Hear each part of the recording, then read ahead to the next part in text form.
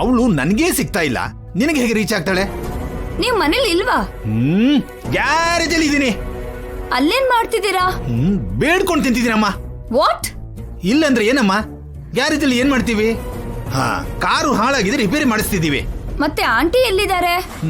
ಡಿಕ್ಕಿಲಿದ್ದಾಳೆ. ಡಿಕ್ಕಿಲ್ಲ? ಅದ್ರಲ್ಲಿ ಏನ್ ಮಾಡ್ತಿದ್ದಾರೆ?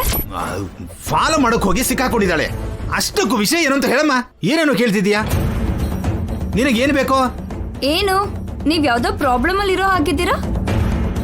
ನಿಮ್ಮ ಆಂಟಿ ಪಾತಾಳದಲ್ಲಿದ್ದಾಳೆ, ನಾನು ಹೊರಗಡೆ ಓಡಾಡ್ತಿದ್ದೀನಿ. ನಮ್ ಸಮಸ್ಯೆ ನಿನ್ಗೆ ಯಾಕೆ? ನಿನ್ಗೆ ಕೈ ಮುಗಿತೀನಿ, ಬೇಗ ಏನು ಅಂತ ಹೇಳಮ್ಮ.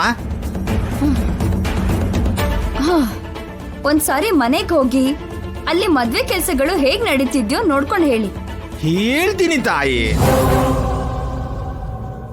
ಅಯ್ಯಯ್ಯೋ, ಇಲ್ಲಿ ನನ್ ಚಂದ್ರಿಕಾ ಸಾವು ಬದುಕಿನ ಮಧ್ಯೆ ಇದ್ರೆ ಅಲ್ಲಿಗೆ ಹೋಗಿ ಮದುವೆ ಕೆಲಸ ನೋಡ್ಬೇಕಂತೆ.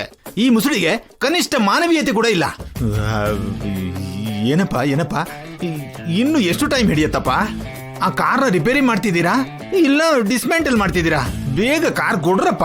ವೇಟ್ ಮಾಡಿ ಅಂದೆ ಅಲ್ವಾ? ಎಷ್ಟೊತ್ತು ವೇಟ್ ಮಾಡ್ಬೇಕು? ಟೆನ್ಷನ್ ಶುರುವಾಗಿದೆ, ಭಯ ಆಗ್ತಿದೆ. ಈ ಭಯ ಟೆನ್ಷನ್ ಕಾರ್ನ ರ್ಯಾಶ್ ಆಗಿ ಡ್ರೈವ್ ಮಾಡ್ಬೇಕಾರೆ ಇರ್ಬೇಕಿತ್ತು. ಯಾರೋ ರ್ಯಾಶ್ ಆಗಿ ಡ್ರೈವ್ ಮಾಡಿದ್ದು? ನಾನಾ? ನಿಮ್ಗೆ BP ಇದ್ಯಾ?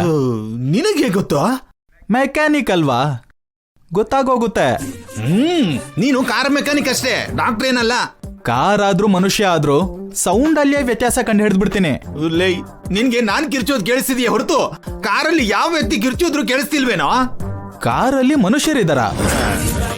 ಇದ್ರೆ ರಿಪೇರಿಗೆ ಯಾಕೆ ಕೊಡ್ತೀವಿ ಬಿಡು. ಇದ್ರೆ ಹೇಳಿ, ಕಾರ್ ಜೊತೆಗೆ ಅವ್ರನ್ನು ರಿಪೇರಿ ಮಾಡ್ಕೊಡ್ತೀವಿ.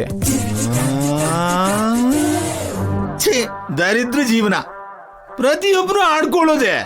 ಅಯ್ಯಯ್ಯೋ, ಚಂದ್ರಿಕಾ ಇದ್ದಾಳೋ ಓದ್ಲೋ? ಚಂದ್ರಿಕಾ